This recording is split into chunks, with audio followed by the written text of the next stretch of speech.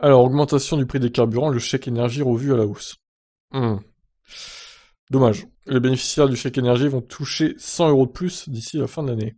Depuis quelques semaines, le gouvernement suit avec inquiétude la hausse des prix du carburant. L'exécutif ne peut oublier que la crise des Gilets jaunes est née à l'automne 2018 avec cette raison. Il craint donc que l'envolée des tarifs dans les stations depuis le début de l'année relance la mobilisation, d'autant qu'à la hausse du plein de son auto s'ajoute une flambée des prix du gaz et l'électricité.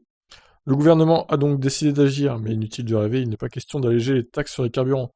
Suite à la forte mobilisation des Gilets jaunes, Macron avait déjà gelé toutes les hausses de la fiscalité prévues jusqu'en 2022. Impossible d'imaginer une baisse qui serait de toute façon anecdotique.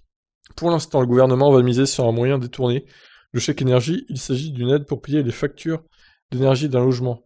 Cela n'est donc pas lié directement à l'utilisation du véhicule, mais cela reste une aide au foyer qui peut ainsi avoir par ricochet davantage de moyens pour faire le plein d'une auto dont il ne peut se passer.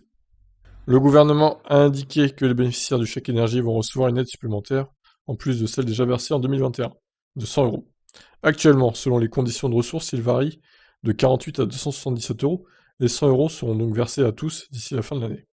Le chèque énergie ne sera donc pas encore lié directement au carburant. Le gouvernement prend le risque de ne pas faire de gestes pour calmer la grogne contre ce sujet précis. Bon, effectivement, ça peut aussi aider pour payer les factures de gaz, d'élec ou de fuel, pour ceux qui chauffent au fuel, du coup. Donc, effectivement, c'est pas lié totalement au carburant, donc bon, on va pas crier au scandale, quoi. C'est toujours bon à prendre, hein, 100 € de plus. Mais il faudrait éviter quand même de donner des aides.